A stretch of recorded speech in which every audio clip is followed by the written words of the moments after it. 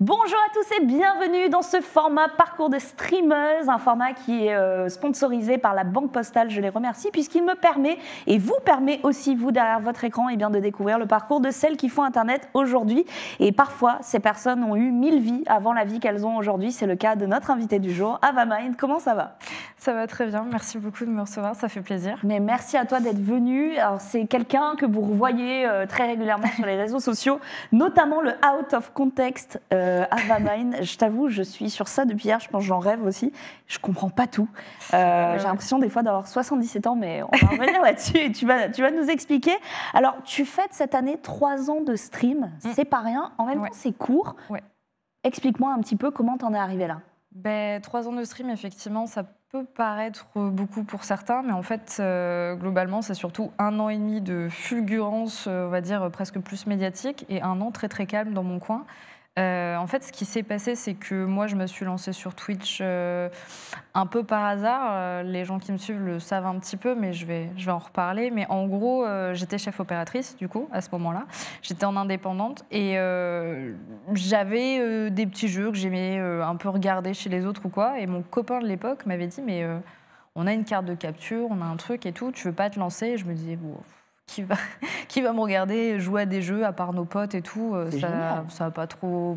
Je vois pas pourquoi j'intéresserais plus quelqu'un d'autre que toi, quoi. Et à ce moment-là, il me dit si, vas-y, teste, ça peut être marrant et tout. Et en fait, j'ai commencé comme ça. Il y avait que un bot, du coup, et mon mec qui me regardait jouer à Borderlands. Et puis petit à petit, il y a 2-3 personnes qui sont arrivées et tout. Et en fait, je me suis un peu déconnectée du jeu. Je me suis intéressée à eux. Et je suis partie dans la partie de just chatting, du coup. Et là, les gens arrivaient, je m'intéressais, on parlait. Et plus je parlais, et puis on était monté 10, 15, 20, 30. Et du coup, je me suis dit, c'est cool d'avoir ce petit moment de connexion avec les gens. Puis après, on fera du jeu vidéo. Et du coup, j'ai commencé vraiment à faire mes sessions je commence toujours par un peu parler avec les gens, revenir sur de l'actu, comment ils vont, quelles sont les nouvelles, prendre un peu la température. Et ensuite, lancer un jeu qui me plaît, moi, tu vois. Et au début, je faisais ça le soir.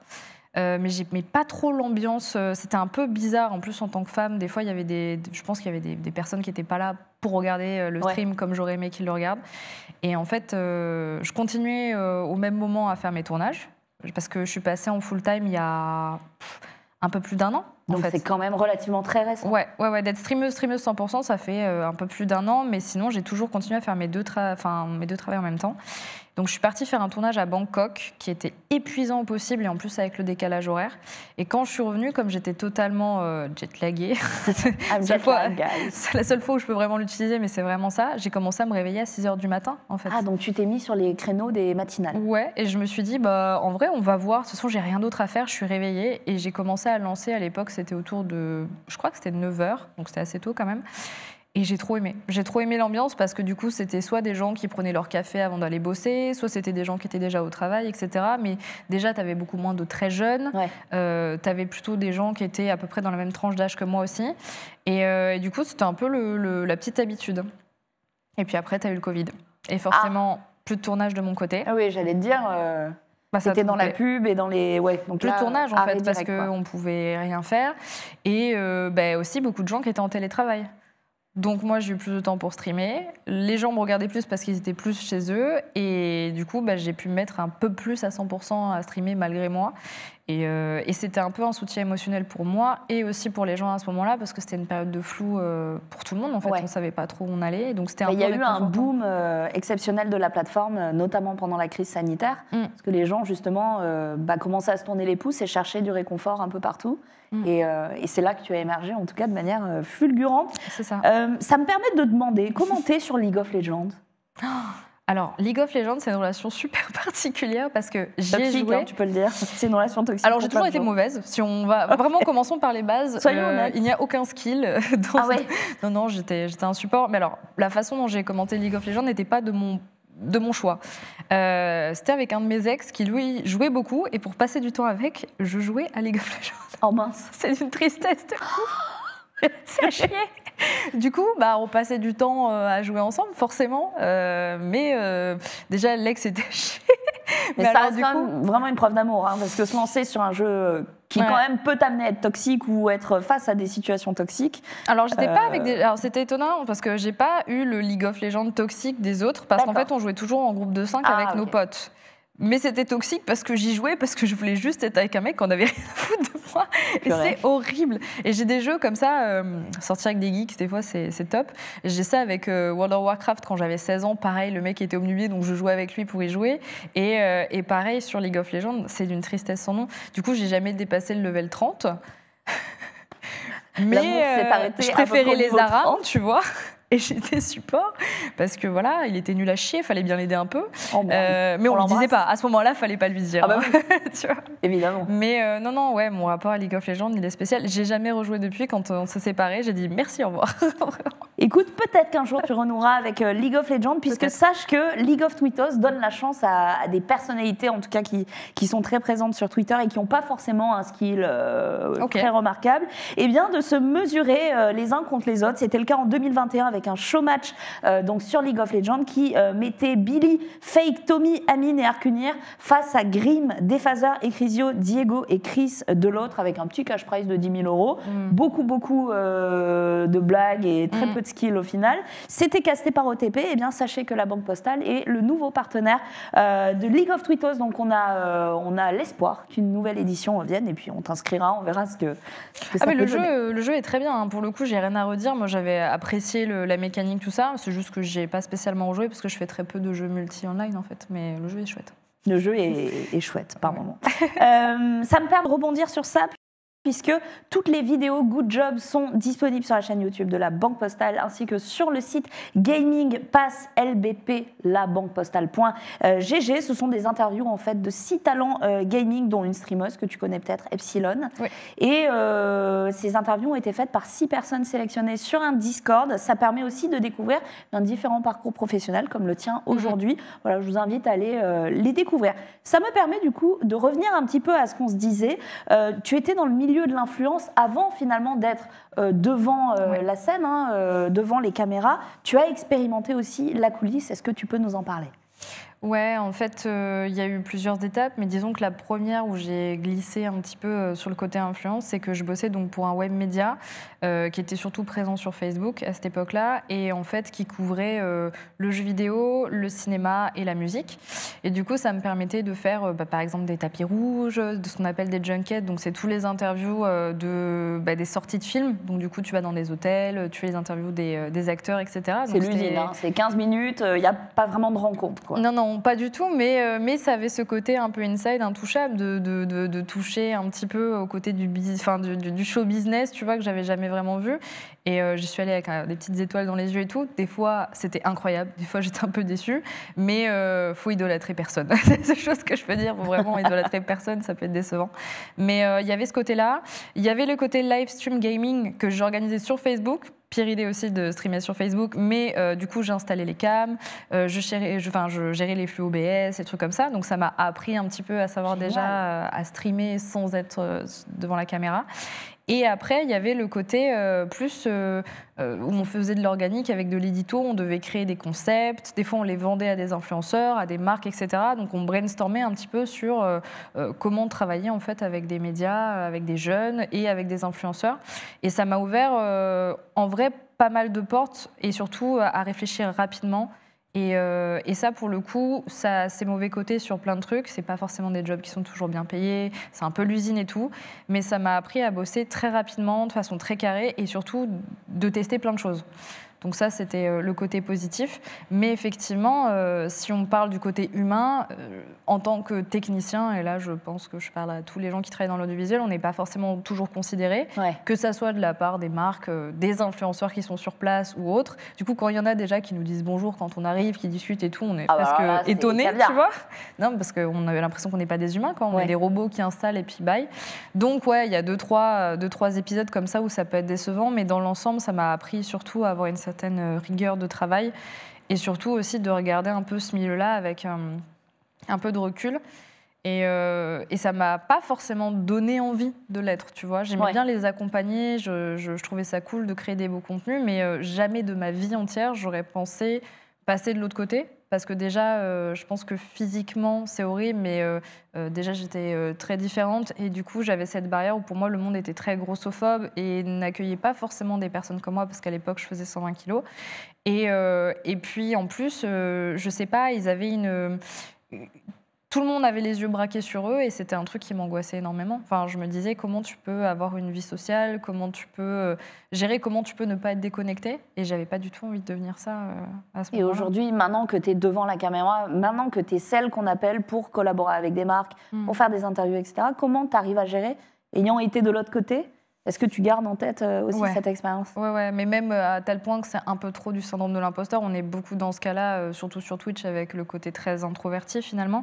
Mais ouais, j'ai ce truc-là et c'est toujours aussi étonnant. Je me sens très privilégiée et en même temps, je fais le travail pour que ça arrive, même s'il y a une grosse part de chance. Mais non, j'essaie de pas au maximum être déconnectée et de rester proche des gens parce qu'au final, c'est ce que je suis. C'est juste quelqu'un qui a eu énormément de chance. Il y a du travail, mais je veux dire, j'en connais plein, des gens qui sont extrêmement talentueux et qui n'ont pas cette chance-là. Qui n'ont pas eu la chance, l'occasion et l'opportunité.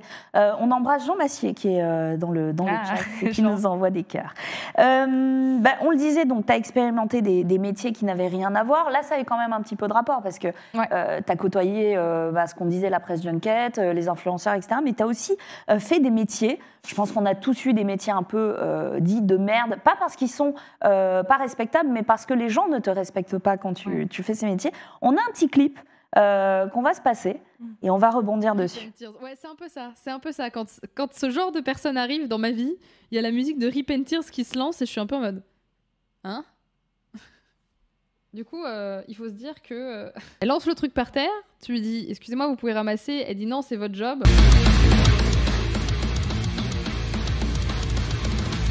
De la vente, surtout quand moi j'ai commencé comme vendeuse, j'ai fini responsable de magasin parce qu'en plus je suis tellement têtue que même si j'aime pas ce que je fais, je veux bien le faire, tu vois. Et tu veux y aller jusqu'au bout, quoi. En fait, ce métier-là, je l'ai fait parce que, en gros, ce fameux ex voilà, de League of Legends habitait à Paris et je voulais aller à Paris pour faire ces métiers artistiques, sauf que j'avais la réalité bien en tête qu'il fallait de l'argent pour être sur Paris.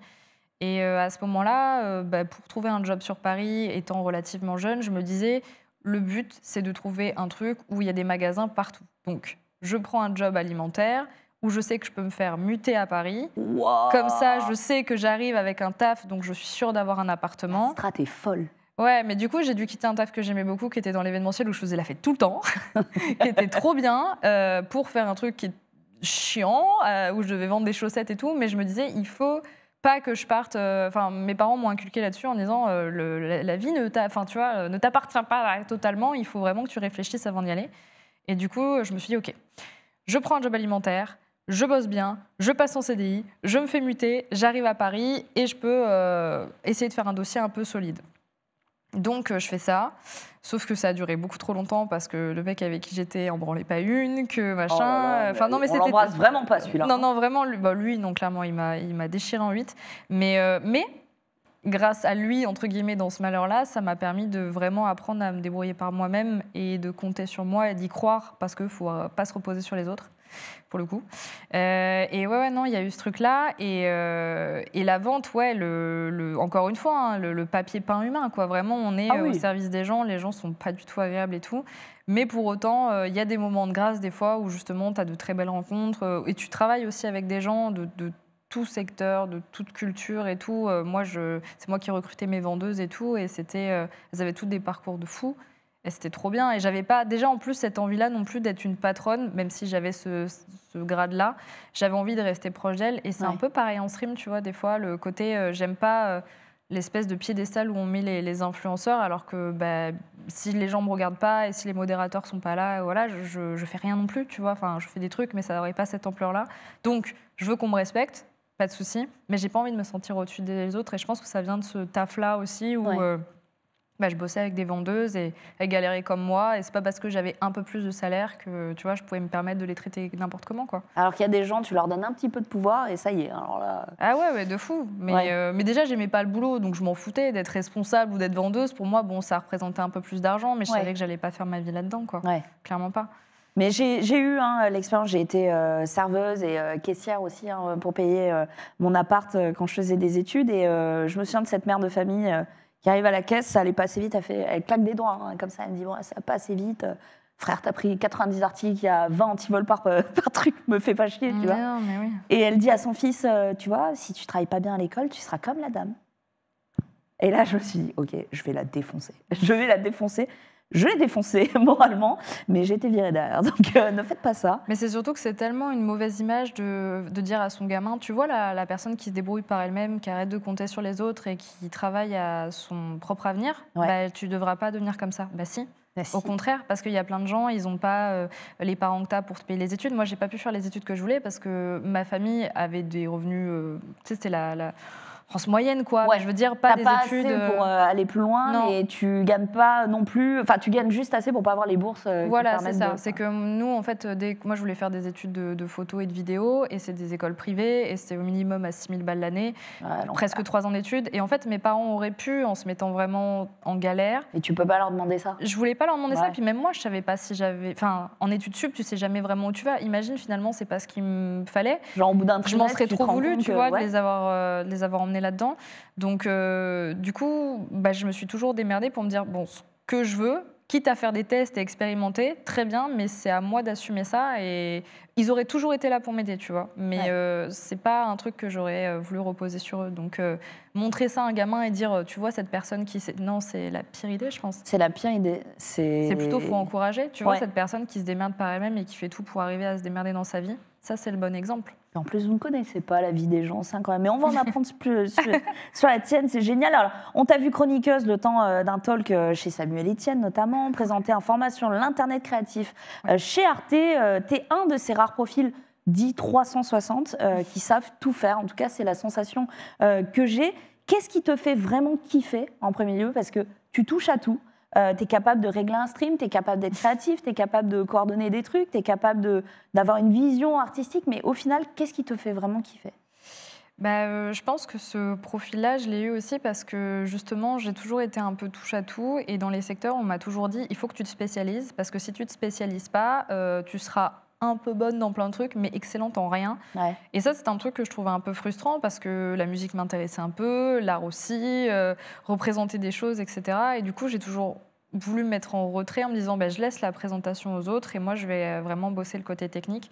Et je pense que c'est un truc, du coup, qui me fait toujours kiffer, de bidouiller un petit peu, que ça soit... quand j'étais chef-op, vraiment bosser l'image, me concentrer dessus et embellir tout ce que je peux proposer, c'est un truc que je garderai en moi et que j'aime toujours. Donc ça, je l'ai toujours dit, mais même si le stream s'arrête, je pense que je repartirai vers ça. Parce que j'aime trop créer de belles images. Maintenant, le fait que le stream m'ait ouvert des portes pour toucher des milieux auxquels j'aurais jamais touché avant, parce que là, j'ai l'exposition nécessaire, je m'en prive absolument pas. Vraiment, c'est un truc où je me dis, je pense que peu de gens ont cette opportunité-là. Je ne sais pas combien de temps ça va durer. Et je n'ai pas à m'en vouloir de vouloir essayer tout ça. Et je sais que des fois, ça donne un côté un peu surexposition parce que tu es un peu partout et on se demande mais pourquoi cette nana est là, et là, et là. Mais j'ai envie de savoir aussi. Parce que même moi, tu vois, de ne pas avoir pu toucher à ces choses-là, je n'aurais pas pu savoir si ça me convenait ou pas. Donc peut-être que je vais avoir des révélations. Et le stream en a été une, parce que moi, je suis allée en me disant oui, bon, voilà. Et en fait, j'adore ce que je fais. Le fait d'avoir le temps d'échanger avec les autres et en même temps de faire exactement ce que j'ai envie, de parler d'exactement ce que je veux et tout, cette forme de liberté, elle est incroyable. On parle de forme de liberté et du fait d'être un peu partout. On a un extrait de toi dans Popcorn. Je pense qu'on peut se le passer. En art, que signifie l'acronyme FIAC? Ça te fait encore rire, c'est fabuleux. Non, mais en fait, c'est terrible que c'est ça qui ressorte. C'est un talk un peu sérieux, on aborde des sujets, quoi. Oh merde. Puis il y a FIAC aussi, quoi. Ouais, mais c'est un mot que j'utilise beaucoup. En fait, j'adore jouer... Dans le contexte artistique? Non. Non, bon, je sais pas, j'essaie de t'aider. Hein, mais... Non, vraiment, le cul. Vraiment, non, mais en fait, il y a un truc que je trouve intéressant là-dedans, c'est que j'ai toujours aimé jouer sur cette espèce d'ambivalence où je suis là où on m'attend pas. Alors, j'en viens pour le mot FIAC, c'est que c'est bien de bien parler, de donner de bonnes idées, de bonnes vibes, des bonnes influences, mais des fois, on est un peu bébête, des fois, il y a des choses connes qui nous font rire, des fois, on est... juste nous-mêmes. Et moi, c'est pareil, il y a plein de gens qui s'étonnent justement à la musique que j'écoute. Il y a des gens qui sont étonnés quand des fois je dis 2-3 dingueries ou avec de l'humour un peu noir, etc. Parce que je sais pas, j'ai une façon de présenter où je dois paraître peut-être un peu superficielle. Et j'aime bien casser cette image-là aussi et rester dans le côté Naturel, abordable. au final. Oui, naturel. Et puis, enfin, je suis pas tirée par 4 épingles, je suis pas déconnectée. Juste, le mot fiac me fait rire. Enfin, vraiment, premier degré, il y aurait eu un bruit de prout, j'aurais explosé de rire aussi. Et c'est pas grave. Enfin, je veux dire, ça n'empêche pas que je suis pas intelligente, que machin, que truc. Enfin, et j'aime bien jouer là-dessus. Je trouve ça cool. J'adore les blagues aussi, pipi caca, donc je ne peux que comprendre. A contrario, qu'est-ce qui repousse tes limites aujourd'hui? Qu'est-ce qui vient un peu te challenger? Le fait d'avoir peur de ne pas me renouveler, ce qui est compliqué avec le stream, c'est que, et ça je commence à le sentir au bout de 3 ans, c'est que tu as certains sujets qui reviennent un petit peu sur la table, des fois, que ce soit au niveau de ton parcours, que ce soit... Parce que comme il y a des flots de personnes qui arrivent en permanence, c'est un métier de répétition qui essaie de ne pas l'être. Et du coup, comment tu fais pour toujours garder les gens intéressés par ce que tu dis, sachant que tu as des gens qui sont là depuis 2 ans et qui t'écoutent depuis 2 ans et qui ont déjà entendu 10 000 fois cette histoire et cette façon de le dire. Et ça, c'est un truc qui m'angoisse beaucoup. Et comme je suis quelqu'un qui aime proposer des nouvelles choses, se challenger, etc., il va falloir que je réfléchisse à la limite de ça. Et souvent, le fait d'être gros streamer ou grosse streameuse, c'est d'aller vers des plus grosses prods, de faire des plus gros trucs. Et puis surtout, on le voit en ce moment sur Twitch, c'est de faire des trucs d'une immensité sans nom que je trouve trop cool, tu vois. C'est trop bien et en France, on pousse vers ça. Mais des fois, je me sens pas prête. Quand je vois les événements des autres et qu'on me dit, bah alors, toi, va, à quand ton émission, ton machin, un truc, je suis oula, oula. À quand ton petit théâtre, là? Il y a des gens, ça fait 6 ans qu'ils sont là, voilà. Au bout de vraiment 1 an et demi, on va dire sérieusement, je suis pas encore prête à ça ou je me sens pas humainement prête à ça. Donc c'est de réfléchir. Il y a une pression, quoi, vis-à-vis de ça. Ouais, un peu. Mais même moi, je me la mets toute seule parce que je veux aussi y trouver ma place et je veux me sentir légitime. Donc si je reste sur mes acquis, il y a quelque chose qui va me gêner aussi personnellement.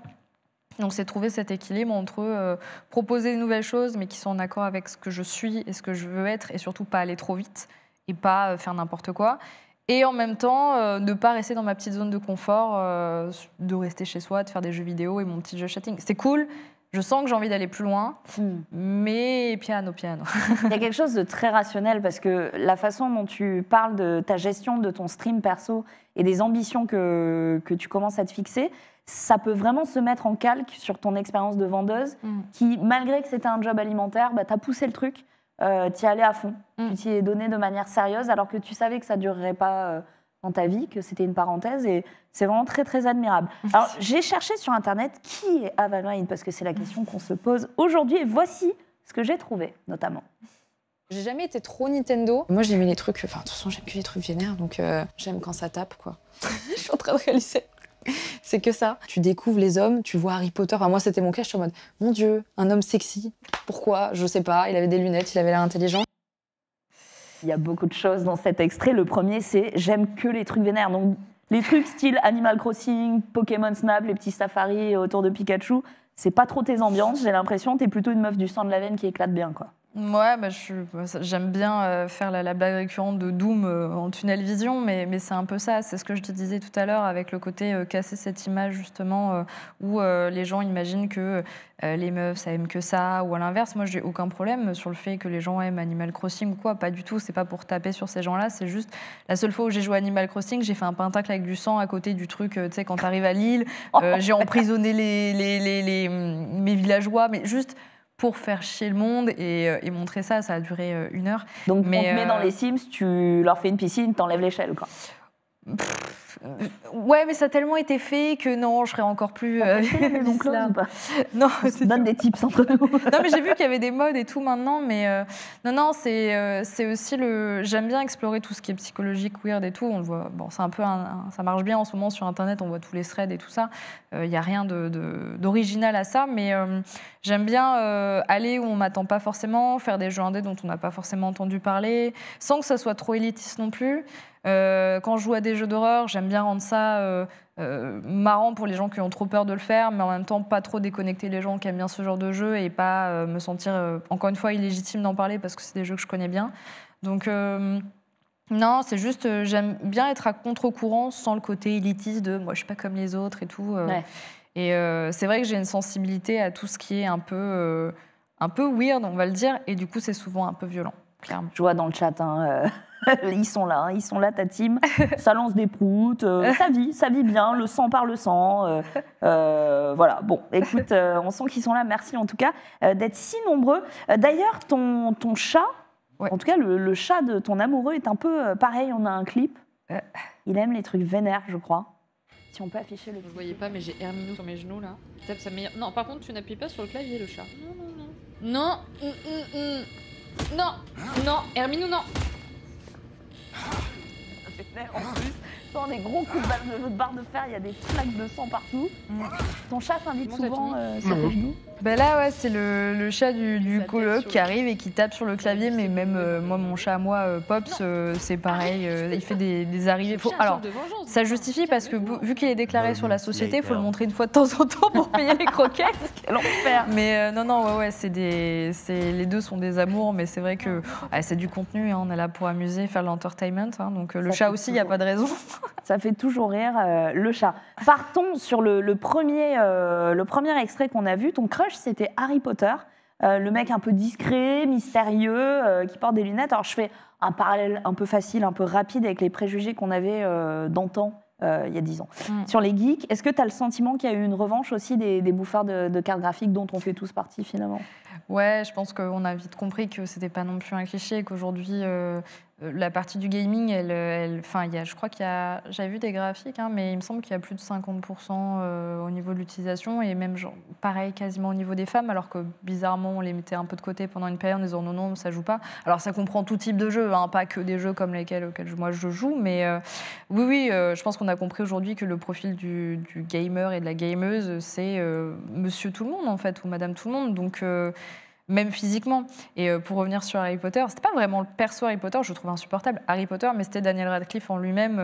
Il y avait ce côté aussi. Je pense que j'ai toujours plus été attirée par des personnes qui n'étaient pas dans les critères de beauté, tu vois, du mec musclé, beau, qui attire tout le monde ou quoi Genre que ce soit. Captain America, moins ton ambiance. À moi, par exemple, quelqu'un de trop musclé ou qui fait vraiment trop attention à lui, je peux pas, parce qu'en fait, je me dis, c'est trop inhumain pour moi, c'est tellement bossé et tout, c'est cool, Ouais. hein, c'est bien pour eux, mais je me sens pas du tout connectée à ça, parce que pour moi, quelqu'un qui vit, c'est pas forcément quelqu'un qui s'impose une routine de vie aussi stricte, tu vois. Si ça convient à plein de gens, c'est tant mieux, et c'est tout ce que je leur souhaite, mais moi, je peux pas m'imposer ça, et du coup, d'avoir ça aussi au quotidien, c'est un peu, c'est pas quelque chose vers lequel je vais, tu vois. Je préfère des gens qui me ressemblent, et je pense que c'est un peu monsieur ou madame tout le monde, au final. Alors, le cas de Henri Cavill, parlons-en, le mec démonte des tours de PC. Alors, moi, je l'ai vu en sur vrai. TikTok. Attends! Non, tu peux pas nous dire ça comme ça! Si, Alors, si. moi, je l'ai vu en vrai sans émotion. T'as pleuré? Bah non, parce Oh, que bon. il faisait très. Moi, je l'ai vu à la sortie de. Alors, c'était pour avec Tom Cruise, Mission Impossible. Il y avait un tapis rouge à la Tour Eiffel, et du coup, il nous est passé devant sans s'arrêter. Et très impressionnant, tout ça, mais qui faisait très. On aurait dit Ken, quoi. Vraiment, le mec était tiré à quatre épingles, tout ça. Il est parfait, genre. Mais justement, c'est pas du tout le genre de personne. Oui, c'est impressionnant, oui, c'est voilà, mais on dirait que ces gens n'existent pas. Tu vois, je sais pas comment t'expliquer. C'est tellement. Même dans The Witcher, il est un peu abîmé dans The Witcher. Il a les cheveux un peu Ouais. décoiffés, Non, mais de fou. Mais je pense que je suis tellement pas attirée par justement. Moi, il y a J'en ai parlé hier. Moi, le mec qui m'a attiré, c'est terrible parce qu'on retombe dans les trucs du cliché, mais tu vois le gamin qui jouait dans Kick-Ass.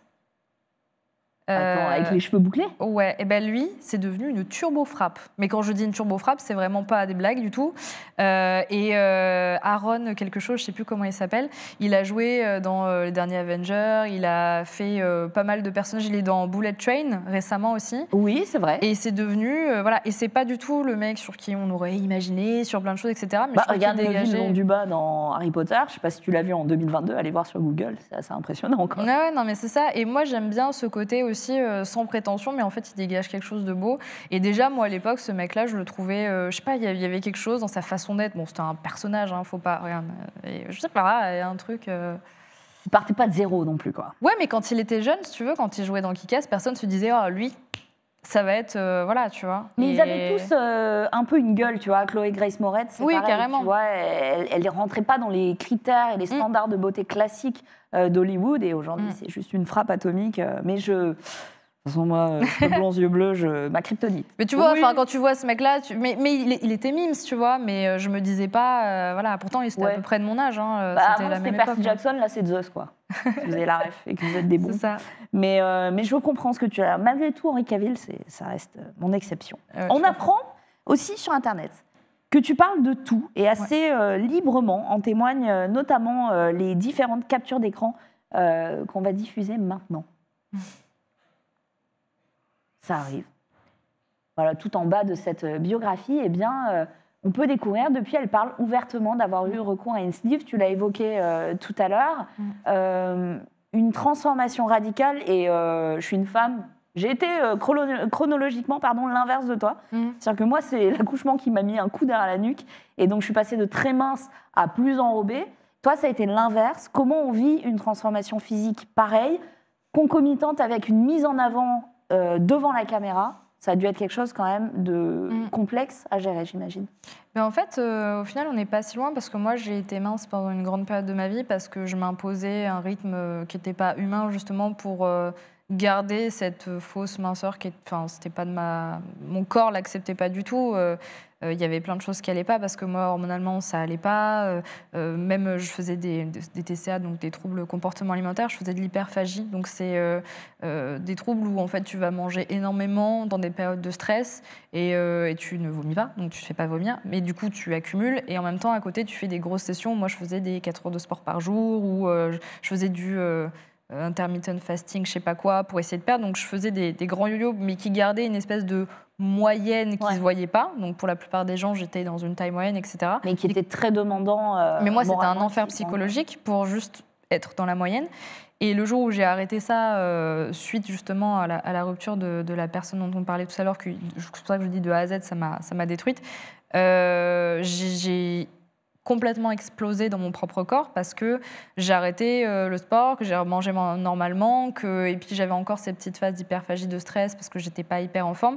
Et mon corps vraiment a pris, en l'espace de 2 ans, un truc comme ça, 45 kilos. Ça a été monstrueux pour moi parce que du coup, ça montrait bien que lorsque j'avais plus un contrôle immonde sur moi-même, parce que c'était pas du tout un contrôle qui était sain, mon corps faisait sa propre vie et me disait « Ah, tu te souviens tout ce que… » Bah allez, hop. Et du coup, j'ai vraiment changé de physique.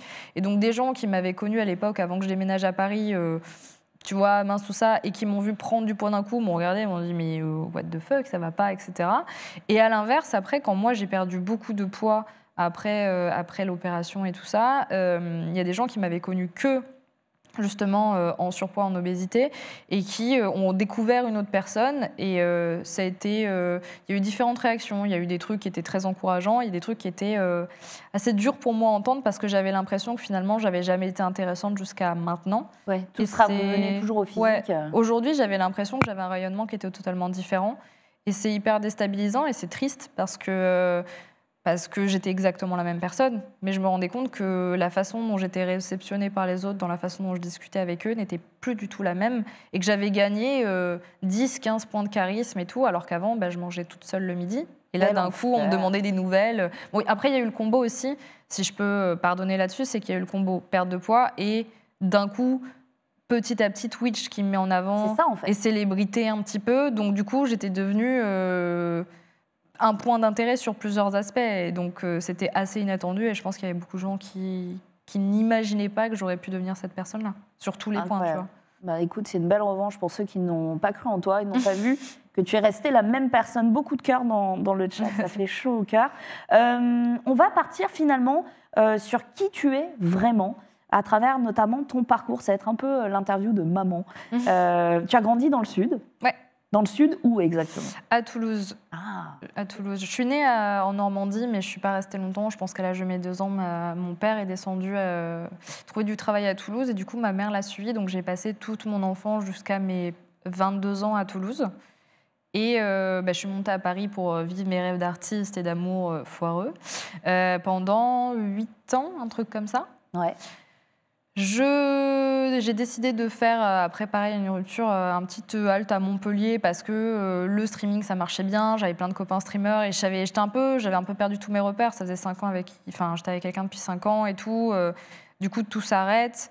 Le streaming marche, donc je change de carrière, je change d'environnement. J'avais besoin de souffler un petit peu, je pense, mentalement. Du coup, je me suis rapprochée de gens avec qui j'avais une bonne entente, donc je suis allée à Montpellier. C'était très cool, mais c'était une ville qui me correspondait pas trop parce que culturellement, et puis même c'était un peu petit, j'avais besoin d'un entre-deux. Après Paris, c'était trop violent. Ouais. Et L'entre-soi quand- se voit plus. Ouais, j'ai la ouais, sensation. ouais. Je viens de Montpellier, donc Déjà, c'est une ouais. ville qui peut très vite être petite. C'est ça. Moi, j'avais connu Toulouse, mais ça me semblait un peu moins, justement plus petit que Toulouse, comme culturellement, et ça bougeait plus à Toulouse. Donc, il a fallu que je trouve un entre-deux. Et je faisais des allers-retours à Bordeaux pour voir des potes et tout. Et en fait, ça a fait que finalement, j'ai décidé d'aller à Bordeaux au bout de 9 mois. Il n'y a aucun problème avec les gens de Montpellier, parce qu'il y a plein de gens qui posent la question à chaque fois. Pas du tout, c'est juste que la ville me convenait mieux. Plus facile pour aller bosser à Paris, 2 heures de train. Contre À côté 3h30. de l'océan, c'est très très beau l'été, c'est trop bien. Vraiment, on est à une demi-heure, on peut aller surfer avec les copains, faire des après-midi à la plage et tout, et ça me fait vraiment beaucoup de bien. Plus proche aussi de Toulouse, on n'est vraiment pas loin. Il y avait un peu tout pour que ça m'aille. Et en termes de taille, c'est pas très grand Bordeaux, mais ça reste proche de Paris. Donc ça mélange un peu ce que j'avais à Toulouse et ce que j'ai à Paris. C'est un bon entre-deux, je trouve. C'est une belle ville, quoi. Ouais, c'est très joli. Très, très belle ville. Tu as eu des envies scolaires qui tournaient notamment autour du marketing, de l'art. Est-ce que tu penses que déjà, à l'époque du lycée et peut-être du début des années supérieures, tu savais au fond de toi que tu te dirigeais vers une carrière qui serait un peu atypique? Ouais, ça c'était sûr. Le travail de bureau me donnait pas spécialement envie. En fait, j'ai vu ma mère aussi un peu trimer pour faire en sorte qu'on ait un niveau de vie juste ce qu'il fallait et tout. Et je l'ai vue être serveuse. Ensuite, elle est rentrée dans l'administration. Maintenant, elle a un boulot là-dedans. Et malgré le fait qu'elle a toujours été dans l'administration, elle a toujours passé des concours, tu vois, juste pour avoir un grade en plus. Mais je savais que cette vie-là, elle m'intéressait pas forcément de ce qu'elle avait choisi. Mais je trouvais ça remarquable que dans sa petite zone de confort, elle essaie quand même de faire un petit peu plus et tout.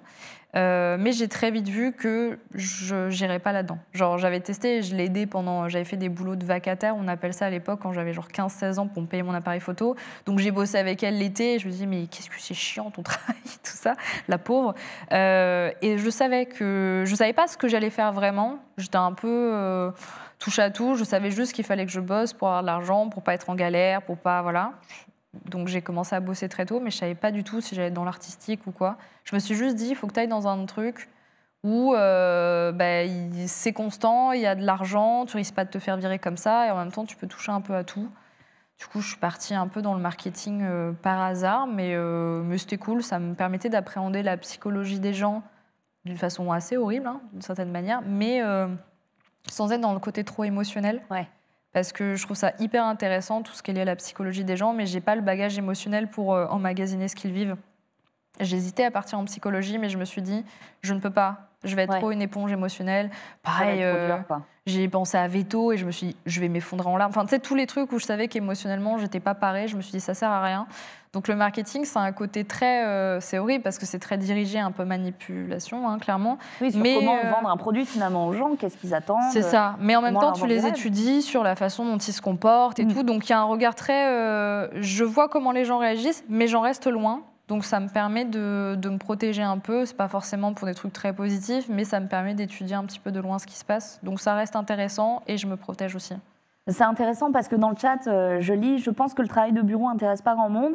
Et tu as quand même un recul et un pragmatisme sur la vraie vie, en fait. C'est-à-dire que financièrement, une certaine stabilité, ça pourrait nous pousser à choisir des métiers qui ne nous font pas toujours rêver ou Mais qui je l'ai fait, n'embrassent pas des rêves très forts. Et pourtant, tu as su tirer ton épingle du jeu et toujours mettre en avant ton sens artistique et créatif. C'est tout à ton honneur. J'ai vu que tu avais fait un parcours STG, études supérieures, etc. Qu'est-ce que tu retiens de tout ça ? Ça m'a vachement aidée sur... en fait, déjà, je trouve que je crois que ça a changé de nom maintenant, mais c'était une classe qui avait... STMG, il y a eu... Mais je crois qu'ils sont tous réunis maintenant. C'est très loin. Moi, Moi aussi. On m'a parlé des bacs, là, des changements et tout. On m'a expliqué des trucs. Je disais, maintenant, c'est comme ça. Tu savais que tu pouvais ne pas avoir de maths? Attends, j'ai su ça. Oui, pareil. On m'a annoncé qu'on pouvait choisir des options. Maintenant, je disais, mais mon Dieu, quoi? C'est incroyable. Nous, on nous les a imposées. Hein, rendez-vous compte. C'est ça. Et non, STG, en fait, ce qui était compliqué avec cette classe, c'est qu'elle était un peu, malheureusement, reconnue comme une classe un peu poubelle, ce que je trouve assez horrible, parce qu'en fait, c'était une nouvelle chance pour des gens qui ne se reconnaissaient pas dans des matières générales, d'avoir plein de nouvelles matières. Mais c'était quand même relativement dur. Alors sur les matières principales, c'est sûr que c'était vachement allégé. On n'avait pas le même niveau d'anglais ou de maths que DS, DES ou quoi. Donc, comme tu vois, les maths, c'est du tableau Excel. Hein. Exactement. Pas des maths, quoi. Tout à fait. Et ce qui était cool là-dedans, c'est qu'on apprenait des choses que je trouve assez essentielles pour monter ta propre carrière, même s'ils ne le savaient pas. Donc j'ai fait de la gestion, j'ai fait de la compta, j'ai fait du droit des entreprises, des choses comme ça. Et ça m'a forgé dans l'idée, même si je ne le savais pas encore, que je pourrais faire mon truc à moi, tu vois. Et ça m'a franchement aidé sur tout ce qui est, c'est tout con, hein, mais aspect d'imposition, créer son entreprise, etc. J'allais dire, pour être auto-entrepreneur, c'est la meilleure filière Exactement. possible. Quoi. Moi, ça m'a... J'en ai parlé dans un stream, c'est horrible, mais la compta m'a vachement aidé à faire des papiers pour avoir des apparts à Paris, tu vois, par exemple, et trouver des subterfuges aussi un petit peu. Mais du coup, c'est cool de se sentir un peu plus ancré dans la vie adulte assez tôt, parce que je trouve que tu es un peu lâché après tes études en mode bon, ben voilà. Et il n'y a pas juste à gérer le fait d'être tout seul sans ses parents et financier, il y a tout l'aspect administratif français qui peut être très très bien parce qu'on a beaucoup d'aide, mais de l'autre côté qui est très fastidieux. Et pour quelqu'un qui ne s'y connaît pas, c'est compliqué, je trouve vraiment. Donc, ce que je dois en retenir, c'est que sur l'aspect marketing et travail avec les autres, c'était intéressant, mais surtout sur le côté, tu es très vite dans une espèce de réalité administrative très adulte. Ça m'a permis de ne pas être perdue trop vite et que dès que je pouvais et que je me sentais prête, de prendre mon envol, en fait. Incroyable. Bah, au final, ceux qui ont fait STG s'en sont certainement mieux sortis que nous autres, parce qu'en elle, on ne t'explique pas, on te dit que finalement, l'eau qui tombe... C'est le ciel qui pleure, hein, ce n'est pas des gouttes de H2O, et on ne sait pas faire des fiches comptables. Bref, en tout cas, moi, ça me rappelle une anecdote. Mon mec, tu vois, voulait faire des études de ciné, et on lui a dit non, parce qu'il n'avait pas fait S, et il n'avait pas fait physique-chimie ni maths. C'est ce que j'ai eu pour l'école de photo. Pour faire de l'écriture de scénario, je ne comprends pas. Donc, il y a quand même un malaise, quoi. Donc, tu as eu la même chose ? Ouais, j'étais détruite de ça. En fait, en gros, j'ai fait donc STG, tout ça. Et je voulais faire des études de photo. J'ai toujours voulu me rediriger vers l'audiovisuel. C'était cette fameuse école qui coûtait super cher, là. Et en fait, il y avait deux options. Soit je prenais leur cursus à 6 000 balles, là, qui était l'équivalent d'un CAP alors que je sortais d'un bac. Ce que je pouvais pas me permettre. Parce que sinon, il fallait que je fasse un prêt et que je voulais pas demander à mes parents de faire un prêt pour ça parce que je trouvais ça trop hasardeux voilà. Et puis en plus, pour moi, payer aussi cher pour une carrière créative alors que la création ne se paye pas, mais s'acquiert, je trouve, avec de l'expérience. Et il y avait l'autre option, donc un BTS photo qui était un peu plus orienté labo, mais du coup qui t'apprenait la technique, qui lui était possible avec une bourse. Et donc, je pouvais y prétendre. Donc, on avait, voilà. Donc, je pouvais la financer, etc. Donc, je causais toutes les cases. J'ai proposé un book, j'avais plein de trucs. Et ils m'ont dit, on aime beaucoup votre book, on aime, voilà, c'est très chouette et tout. Mais vous n'avez pas fait de filière S. Et du coup, pour le côté labo, on a peur qu'en physique, chimie, tout ça, vous ayez des lacunes. Et moi, j'avais dit, mais... tu peux compenser, faire des classes prépa. Exactement. Je dis, mais s'il y a besoin que je fasse un truc pendant l'été de remise à niveau, de quoi que ce soit, à vous prouver avec un diplôme et tout. Et ils m'ont dit, non, etc. OK. Du coup, j'ai pas été acceptée. Et j'avoue que ça m'a mis un coup parce que j'avais pas forcément l'habitude. J'ai toujours travaillé dur pour arriver à mes trucs. Et j'avoue que c'est la première fois où on me disait non pour une raison... Avant même de te laisser une chance. C'est-à-dire que eux, c'était leur stade de réussite, et peu importe les efforts que tu allais mettre dedans, parce que toi, tu sais que tu vas faire ces efforts-là et que ça va payer. Ils n'ont pas donné la chance, quoi. Après, j'ai beaucoup de coups du sort dans la vie, c'est que quand il y a des trucs qui se passent comme ça, il y a toujours une revanche sortie nulle part. Ces gens-là m'ont contacté il n'y a pas longtemps pour faire... j'ai pas accepté, mais pour faire une masterclass. Ouais, c'est ça, une classe pour eux et expliquer sur l'aspect de lumière, etc. Et j'ai un pote où c'est exactement pareil, en motion, il ne l'avait pas pris. Et lui, par contre, il a accepté, il fait des cours là-bas de motion maintenant. Mais quelle revanche, c'est incroyable. Ouais, mais j'ai pas mal de coups du sort comme ça, où j'ai l'impression qu'une porte se ferme, mais j'essaie de rester en tout cas droite ou quoi que ce soit et jamais forcément dévaloriser aussi malgré ça. Et du coup, ça m'a toujours servi pour après, ou même si je dis non avec classe et j'ai pas à m'en vouloir ou j'ai pas craché sur les gens ou quoi que ce soit. Juste, j'étais en mode, OK, ça fait mal. Ouais. On va trouver une autre porte, mais j'avoue, ça met un coup. Ouais, ça met un coup et surtout, faut se dire un truc et ça, je le dis au chat qui nous regarde. Quand on vous dit oui ou quand on vous dit non, en fait, c'est comment vous allez transformer l'essai derrière qui est vraiment important dans votre carrière, sachez-le. Donc, un non aujourd'hui, ça peut être un grand oui demain, en témoigne Ava. On a un extrait, et c'était Zach Enroulib qui t'avait interviewé récemment, il y a quelques mois. On va regarder l'extrait, on revient juste derrière. Mais ouais, du coup, j'ai fait ça juste histoire de me dire, allez, je fais un truc. Sauf que en parallèle, je sortais déjà de ouf. Je commençais déjà à sortir. D'accord, madame un peu j'étais- fêtarde. ouais, bah, en fait, je l'étais pas de ouf à la base. Et en vieillissant, bah, je me suis émancipée. Et surtout, je suis partie dans un voyage à Londres Ok. qui m'a fait découvrir la bass music. Oh là là Voilà. là là, la musique qui fait douk douk. Qui tape bien et j'ai trouvé ça incroyable, rien qu'en termes de liberté d'expression, de style et tout ça. Et j'ai trop accroché. Il n'y avait pas trop ça en France à ce moment-là. C'est incroyable parce qu'on a la sensation dans cette interview qu'il y a un avant-après ce voyage à Londres. Un voyage qui va peut-être te faire découvrir donc, du coup, un monde musical. Ça va te propulser hors de ta timidité et de ta zone de confort. Ta vie a réellement changé à ce moment-là ? En fait, je pense qu'il y a une forme de timidité aussi qui s'est envolée. C'est que l'univers de la bass music à l'époque était assez underground aussi. Donc il y avait aussi déjà, les Londoniens ont un rapport au style et à la façon d'être qui est très différent à la France. Ils sont beaucoup plus ouverts déjà. Donc ça, c'est une première ouverture d'esprit que je trouve trop cool. Et ensuite, il y avait vraiment cet univers underground qui est souvent assez décrié et qui est décrit comme un truc de marginaux, tu vois. Et au final, là-bas, c'était très accepté dans le sens où, justement, monsieur et madame tout le monde ou des jeunes femmes ou quoi que ce soit pouvaient aller écouter. À l'époque, c'était de la dub et tout ça. Et même moi, j'étais un peu jeune, donc je passais. Mais ouais, il y avait un espèce d'univers aussi où, je sais pas, déjà en tant que femme, je me sentais assez libre, alors que pour moi, je connaissais que les boîtes à ce moment-là ou les trucs plus mainstream. Là, je découvrais les endroits où on pouvait écouter du son vraiment parce qu'on voulait écouter du son, pas juste pour draguer ou se montrer ou quoi que ce soit. C'était pas des concerts, c'était pas des boîtes, c'était un peu l'entre-deux. Donc déjà, c'était ça. Et puis, dans l'univers musical à proprement parler, c'était tellement puissant à ce moment-là, c'était beaucoup de basses, beaucoup de trucs, il y avait quelque chose d'assez sauvage que j'avais pas forcément connu jusque-là parce que j'étais proche de l'électro et de la techno, mais un peu à l'ancienne. Et je sais pas, je m'y suis vue et je me suis dit, mais c'est ça qu'il faudrait en France et tout. Et je sais pas si j'ai eu du nez ou quoi, comme plein de gens, mais c'est là où il y a eu le grand boom juste derrière avec des Skrillex, etc. Donc ça a été trop bien parce que ça a été la porte ouverte et on a fait plein de soirées, plein de trucs. Et après, moi, je me suis investie dans l'événementiel là-dedans. Mais je pense qu'effectivement, ce voyage, au-delà du côté musical que ça m'a apporté, je sais pas, il y a eu un truc qui est passé de je suis une jeune fille à j'ai envie d'être une femme et j'ai envie de danser, j'ai envie de plus me cacher, d'aimer la musique, etc. Avant, j'étais quand même relativement timide, je sortais pas beaucoup, tout ça, et je suis devenue une grande fêtarde qui fait la fête, qui n'a plus peur de se montrer, etc. Et même dans le style, je me suis affirmée beaucoup plus sexy, je me suis plus maquillée et c'est pas que je suis devenue un personnage, mais j'avais l'impression que je pouvais être quelqu'un d'autre à ce moment-là que cette fille un peu timide et un peu Hermione Granger sur les bords, quoi. Ouais. Et puis par la suite, tu as trouvé le courage de prendre une décision qu'on est quand même relativement peu, je pense, être capable de prendre, c'est faire ses bagages et partir. Partir à l'aventure. Qu'est-ce qui crée ce déclic et qu'est-ce qui fait qu'on va obéir à ce déclic, à cet appel de liberté ? En fait, quand tu es avec les mêmes personnes dans la même ville pendant des années et que tout le monde se côtoie un petit peu, je pense qu'il y a un truc très réconfortant, tu vois, d'avoir ses habitudes, etc. Moi, en plus, en faisant des trucs dans l'événementiel, il y avait un côté où tu connais un peu tout le monde, tu te fais payer des verres, des machins. Tu avais cette espèce, encore une fois, de place de privilégié, de t'es là depuis longtemps, tu rends des services aux gens, ils te rendent des services, etc. etc.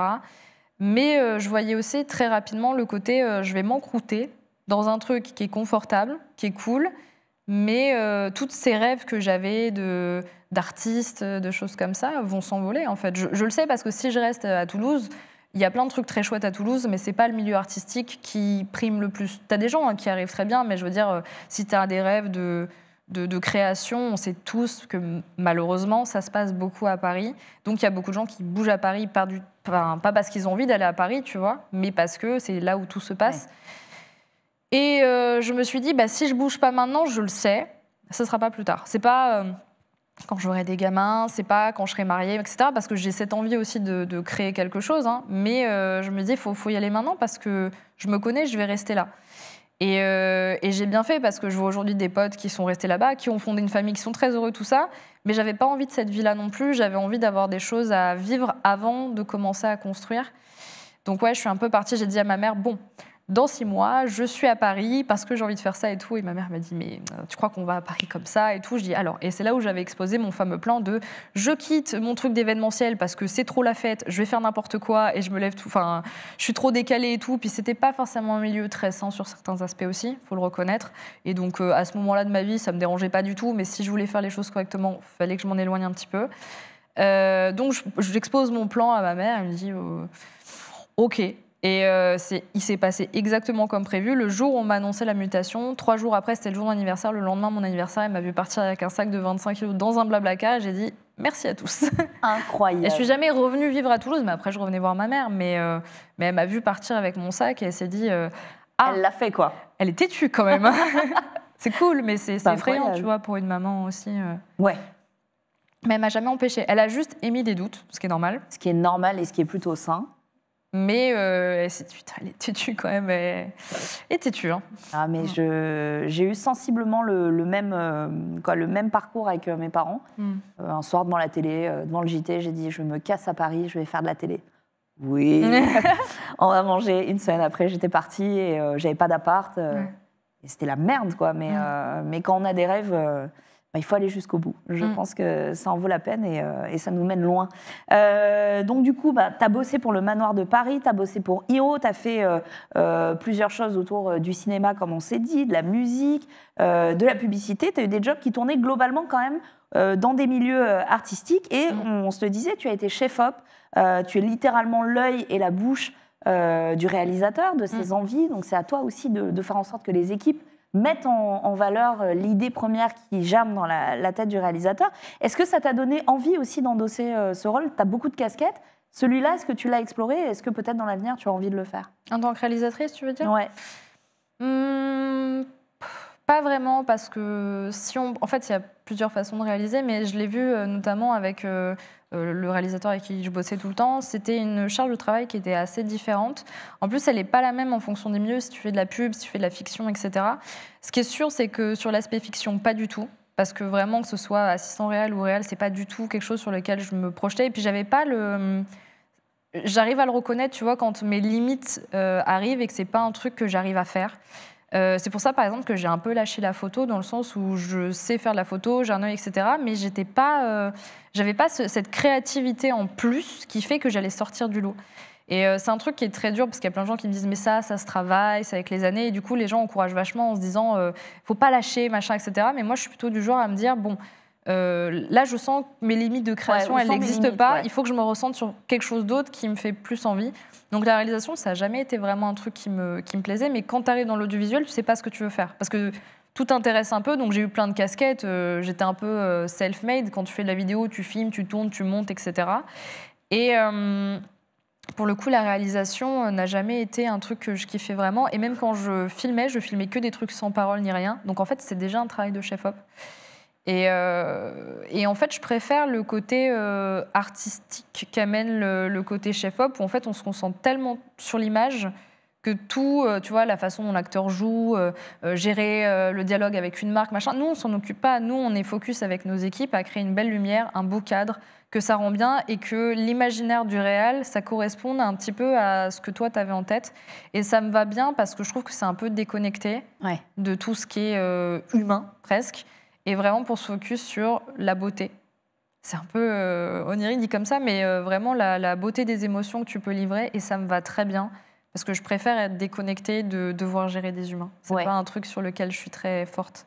J'ai du mal à me gérer moi-même sur certains trucs, donc gérer ça, plus je suis loin de ça, mieux je me porte et mieux je crée, je pense. Et puis, de façon en off, je te demandais si tu avais la déformation professionnelle quand tu arrives sur un plateau de regarder un petit peu les arrangements de lumière, de caméra, etc. Si tu es réel, tu délègues aussi ce rôle de chef-op à quelqu'un d'autre. C'est quand même difficile quand tu l'as été toi-même, j'imagine. Donc, tu serais peut-être perfectionniste. Et même le côté geek, tu vois. Genre, j'aime trop... là, je regardais, mais... encore une fois, je disais, j'aime pas trop gérer les humains, mais j'aime trop regarder les caméras, j'aime trop regarder l'air, me dire, OK, c'est telle lumière qui fait tel truc et tout, parce que c'est... Il y a un côté très... t'es toute seule face à ça. Enfin, je veux dire, t'es pas dépendant de quelqu'un. Enfin, tu bosses avec des équipes, mais je sais pas, tes choix que tu fais sur les lives, des machins, c'est toi envers toi-même. Et je sais pas, il n'y a pas d'aspect de discussion avec les autres. Je sais pas comment dire. C'est mon côté introverti, je pense, qui parle, mais J'aime bien mon côté geek de trouver les meilleures lumières, les machins. Par contre, ça m'emmerderait de devoir gérer vraiment l'aspect humain d'un tournage. Ouais. C'est pas un assistant réel, c'est que ça, c'est respecter les délais, dire à tout le monde de se taire, qu'on avance, que machin, etc. C'est un peu le côté flic aussi, qui est pas forcément très agréable pour eux. C'est pas du tout un truc que j'ai envie de faire, tu vois. Ouais. Moi, je veux vraiment me concentrer sur mes caméras, sur mes lumières, et ça me Ça va risque très pas bien. de nous emmerder, quoi. À part quand elles marchent pas, mais Ouais, c'est ça. elles vont pas nous contredire. On a reçu Draconi sur ce plateau. On a parlé forcément du serveur RPZ, du GTA-RP, l'avant-après que ça générait. Toi aussi, tu as eu ton personnage, Lucie, que tu as incarné. Est-ce que tu peux nous raconter un petit peu? Ouais, Lucie, ça a été un gros tournant forcément sur ma chaîne parce que ça a vraiment été un bond assez explosif, aussi étonnant que ça puisse paraître, sans caméra, sans rien. Donc en plus, c'est des gens qui sont arrivés sur un personnage qui est pas l'opposé de moi, mais quasiment, vraiment, sur beaucoup de choses. Il y a beaucoup de traits de Lucie que je ne veux absolument pas, et de l'autre que j'aurais aimé avoir cette espèce de... le côté ingénu, naïf sur plein de trucs et pas avoir peur des gens comme ça et pas être aussi méfiante. C'est un truc que je trouve assez honorable chez elle dans le personnage. Mais ça restait un personnage assez problématique sur beaucoup de questionnements. Je ne m'attendais pas du tout à ce que ce soit un personnage aussi clivant et central sur certaines choses. Il revenait régulièrement dans les conversations. Ah ouais. Et puis, en fait, il a amené quelque chose de très sérieux dans un univers qui ne l'était pas du tout. Il y avait d'autres personnages qui faisaient des trucs sérieux, mais moi, pour le coup, t'avais vraiment des échanges très dramatiques des fois et des questionnements très peu légers. Il y a eu des questionnements autour du suicide, de la pression sociale, de la psychophobie, de l'acceptation de ces personnes-là et de comment ils sont gérés par la société, etc. C'était pas forcément voulu, mais comme le personnage était complexe, ça l'amenait. Ça pouvait en faire chier certains, clairement. Je pense que c'était un personnage qui était un peu deep, des fois presque un peu trop. Et même moi, des fois, je trouve que les gens faisaient de la surinterprétation Alors de que ce toi, que je tu voulais faisais. juste aller d'un point A à un point B, quoi. Il y a une espèce de chasse qui a été faite, d'easter egg, de la façon dont j'avais réfléchi. Il y avait des gens, ils trouvaient des parallèles, des trucs, je voyais, ils étaient à fond. Et je disais, mais moi, j'avais même pas pensé à ça en le faisant, les gars, tu vois. Et je trouvais ça fou. Donc ouais, c'était assez cool. Mais les gens ont trop cru que j'étais une mastermind qui avait réfléchi à tout et tout, alors qu'il y avait beaucoup de choses qui étaient faites de façon assez imprévue, parce que c'est la force du RP. Et sur la fin a été décidée un jour avant. Alors que tout le monde a dit « Waouh, mais alors en fait, il y a des coïncidences de ça, machin. » J'étais en mode « Ah ouais, ça tombe bien, tant mieux, ça m'arrange, tu vois. » Mais pas du tout. Et le personnage a été créé la veille du serveur parce qu'à la base, je voulais faire autre chose. Et en fait, c'est Jill qui a pris ce personnage, qui était une vieille mamie. Moi, je voulais faire ça à la base. Et je me suis dit « T'es pas dealeuse? Ouais, et moi, je voulais faire une vieille mamie, pareil, dealeuse et tout. J'ai vu qu'elle avait fait le personnage. Je me suis dit « Putain, merde, il faut que je fasse autre chose. » Et j'en ai parlé avec, du coup, Little Big Whale, qui était celle qui m'avait proposé de venir sur le serveur. On s'est dit, bon, on va faire 2 sœurs et tout. Et je me suis dit, OK, mais il faut que ce soit un truc où c'est vraiment 2 personnages qui peuvent exister l'un sans l'autre et qui sont dépendants de l'autre, mais pas vraiment. Au début, elle était très dépendante de mon personnage parce que, comme dans la vie, quelqu'un qui est atteint de troubles, pour sa famille, ça doit être quelque chose d'assez difficile à gérer. Et en même temps, ton personnage avait un TDI, donc un trouble dissociatif de l'identité. Exactement. Et c'était un sujet complexe en plus parce que je ne suis pas atteinte de troubles dissociatifs de l'identité et je voulais pas faire des choses qui n'étaient pas justes et en même temps, j'étais en méconnaissance du sujet. Donc, il y a eu des gens qui, au début, me sont un peu tombés dessus sur l'aspect psychophobie et ça m'embêtait parce que c'était pas du tout le but. Donc, j'ai recadré mon propos, je me suis beaucoup informée. J'ai même, à la suite de ce RP, fait appel du coup à Olympe qui, elle, est atteinte de TDI pour qu'elle apporte son vrai témoignage, pour qu'elle rétablisse la vérité. Il y aura un aperçu, mais sans le son, allez la voir clairement, où vous parlez justement du TDI. De ça, et puis de sa vérité à elle, parce que c'est bien de l'apporter dans un rapport de fiction. Et du coup, c'est très extrapolé dans le rapport de fiction. Mais la réalité, elle est tout à fait différente. Et c'est ça qu'il faut porter à l'écran aussi. Donc, ça permet d'intéresser des gens sur un sujet. Mais la réalité, elle est différente. Et ça me tenait vraiment à cœur. Là, on parlait vraiment du TDI. Mais tout ce qui est lié à la psychologie, à tout ce qui est troubles mentaux et tout, c'est quelque chose qui me tient vraiment à cœur. Parce que je l'ai eu dans ma famille. Parce que moi-même, je me suis posé des questions. Et que c'est pas du tout un truc que j'ai envie d'amener ma pierre, mais pas de la mauvaise façon. Ouais. Donc, c'est des sujets un peu sensibles, comme beaucoup de choses. Et je sais que les communautés, des fois, sont un peu à cran. Du coup, j'essaie de trouver un entre-deux. C'est compliqué, des fois, mais ça reste un sujet qui me tient à cœur. Quand on est streamer, on essaie effectivement d'être au maximum soi-même.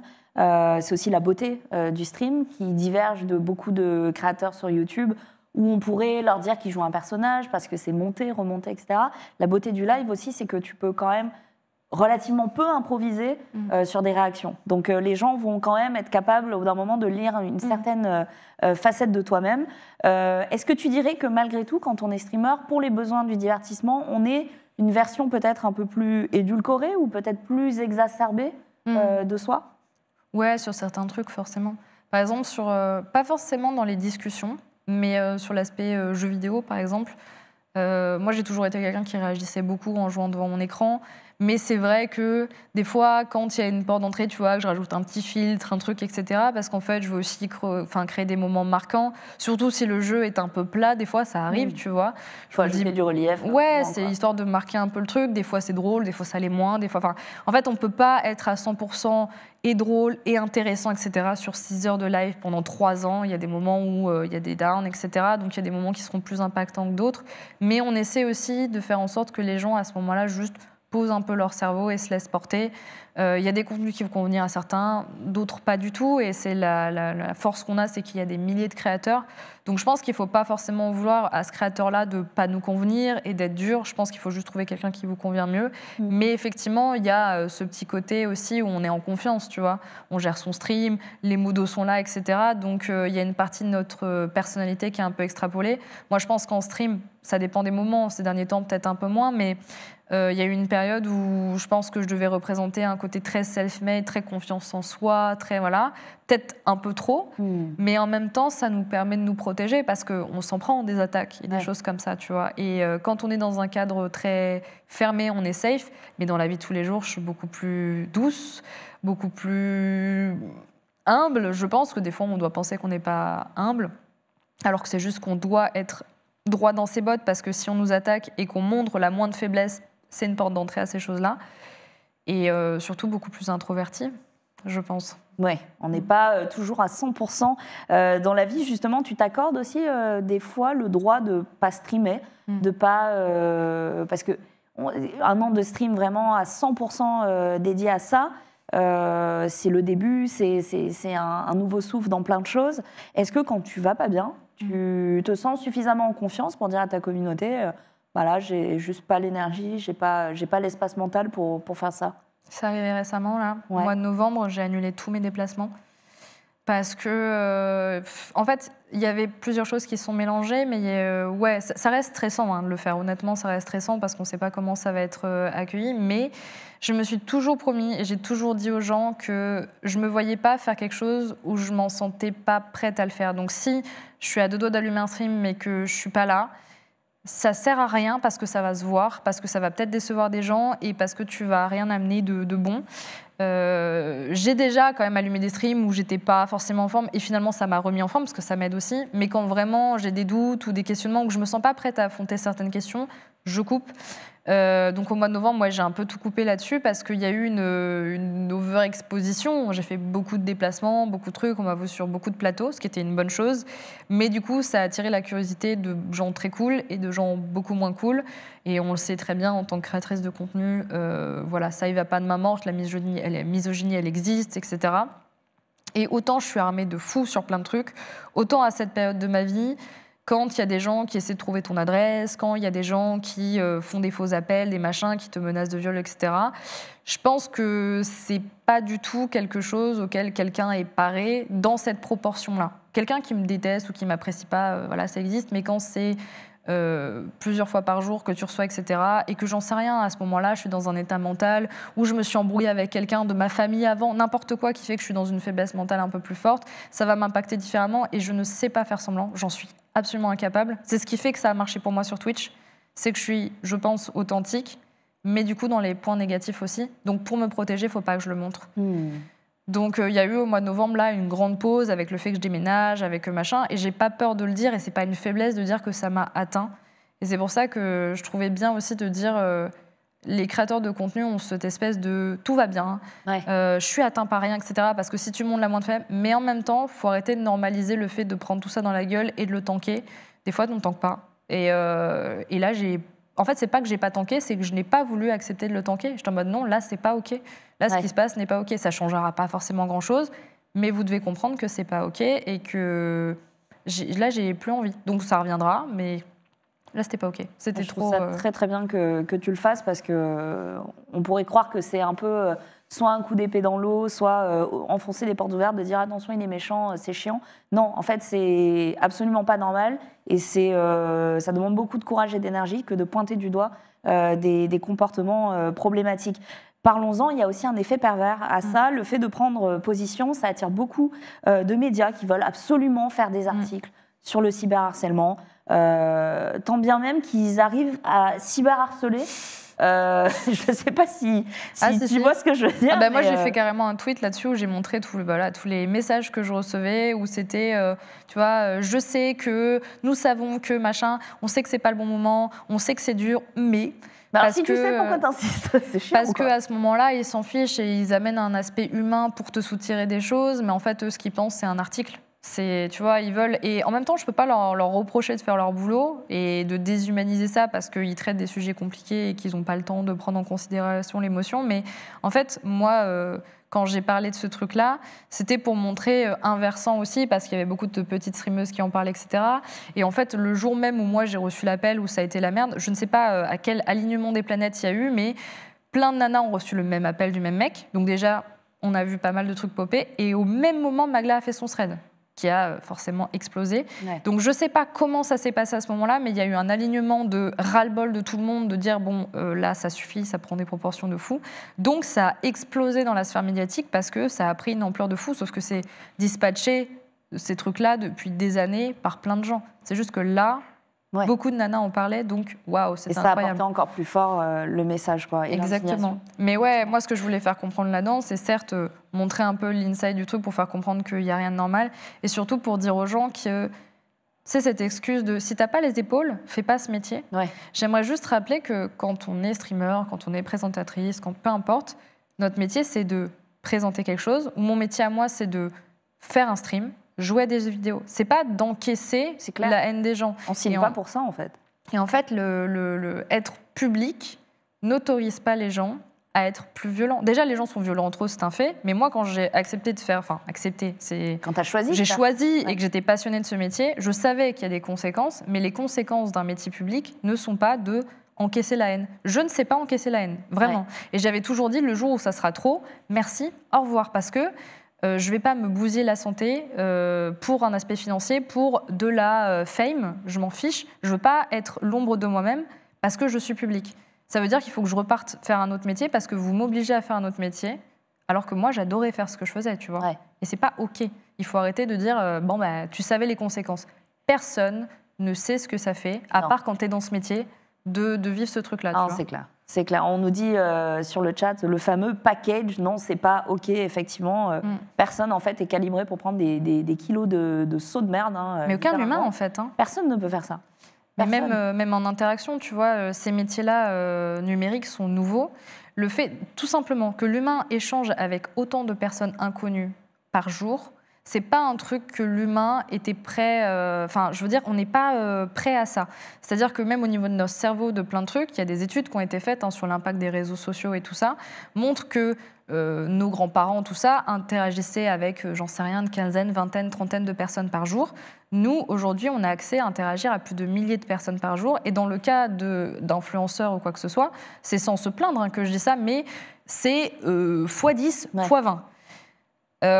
Émotionnellement, si tu es un peu sensible ou quoi, et c'est pas un problème, c'est chaud. Ouais. Vraiment, c'est chaud et tu peux vite te sentir dépassé parce que tu n'as pas répondu à tout le monde, parce que tu veux pas délaisser tout le monde. Et quand c'est dans des vagues de haine, peut-être que 500 messages, tu les laisses de côté, mais un message va te faire mal, sauf que ce message, il est déjà x10 pour toi. Donc, personne, en fait, je pense que personne n'est prêt à autant d'interactions. Et quand nous, on fait ce métier-là, si on entend autant de témoignages aujourd'hui de gens qui câble, en fait, c'est pas pour rien. C'est que personne n'est prêt à ça, vraiment, malgré la fame et l'argent. On est à peu près de la même génération. Quand tu as un peu plus de la trentaine, t'as vécu la transition. C'est-à-dire que moi, j'ai connu vraiment les tout débuts d'Internet, le 56K. Croyez bien que je l'ai bien bouffé et j'avais juste Encarta, j'avais pas Wikipédia pour faire mes devoirs. Mais en fait, on a assisté à ce boom des réseaux sociaux. Là où certains sont nés avec, donc c'est presque hyper intuitif. C'est presque, ils sont nés là-dedans, quoi. Mais nous, on n'est pas naturellement fait pour ça. Donc les anciennes générations, ils sont paumés. Moi, ma mère veut se mettre sur Snap, j'ai beau lui expliquer 20 fois, elle ne comprend pas, tu vois. Mais nous, on fait partie de la génération charnière où on a commencé à toucher le truc et on est déjà largué par les nouvelles choses qui arrivent, quoi. Puis on a vu l'évolution.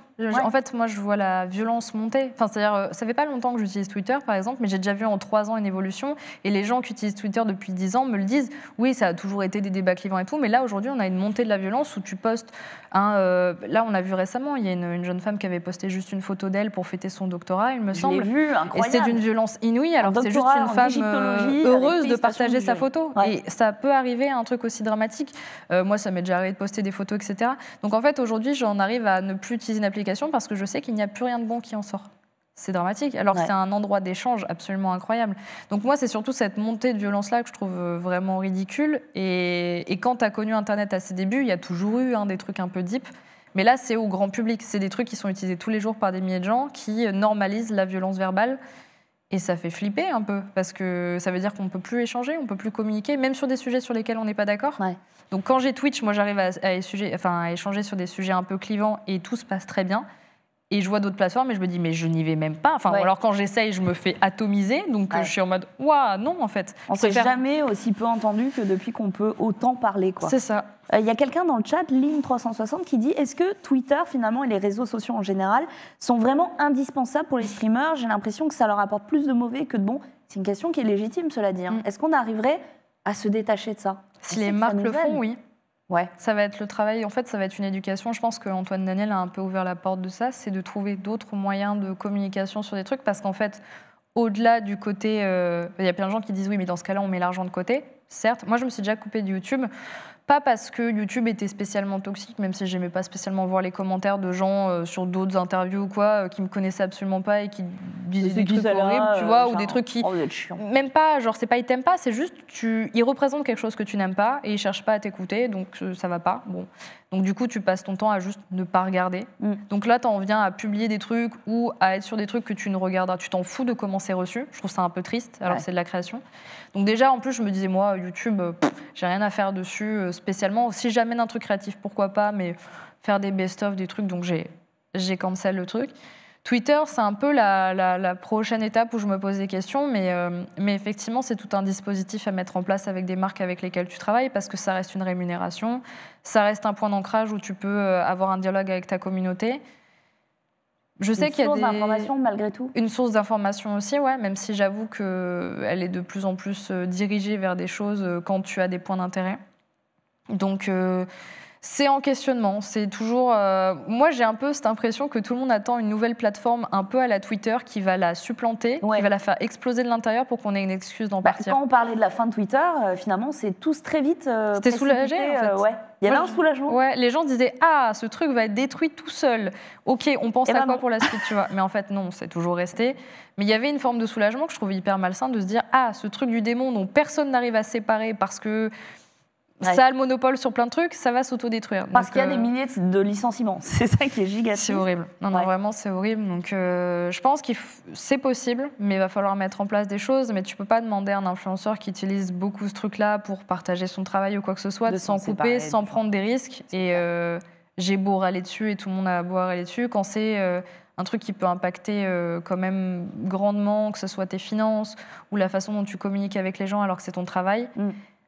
Bah, des fois, tu te fais un peu du mal parce que tu as envie de garder le travail que tu aimes bien derrière quand même, tu vois. Ouais. Donc, il faut trouver un juste milieu. Prendre un community manager. Exactement. Ou juste ne plus... Moi, je ne l'ai plus sur mon téléphone maintenant. Ouais, voilà. Et j'y vais que... Voilà, et j'ai décidé de malheureusement moins partager dessus. Mais du coup, j'explique à ma communauté qu'il y a d'autres endroits où je partage autant, tu vois. Et voilà. Notamment sur TikTok. Elle me lance des perfs fabuleux. Oui. Plus légèrement, hein. Alors TikTok, j'adore. Clairement, t'es en roue libre. Mais tout le monde me dit ça, mais j'utilise TikTok comme tout le monde l'utilise. Mais c'est génial parce que le TikTok d'un streamer, on a tendance à penser que c'est les meilleurs clips. Là, il a des trucs. Ah, pas du tout. On Non. va danser avec des filtres. On a un TikTok, hein, on peut se le passer en fond. Pour toi, c'est un moyen d'expression supplémentaire. Ce filtre m'éclate littéralement contre 8 armes. C'est le dernier bastion de l'autodérision pour toi? Celui où Ouais. tu peux foutre ton bordel sans trop qu'on t'inquiète? C'est un peu mon shit posting Twitter, Twitter pas du tout, TikTok, parce qu'en fait, pareil, je regarde pas spécialement les commentaires ou quoi que ce soit, mais c'est le... En fait, pour moi, c'est une application où les gens, et c'est vers quoi on va, tu vois, se filment avec leur téléphone, un truc qui les fait rire, une trend, un machin, c'est vraiment à portée de bras et ils commencent pas à réfléchir à la réalisation, etc.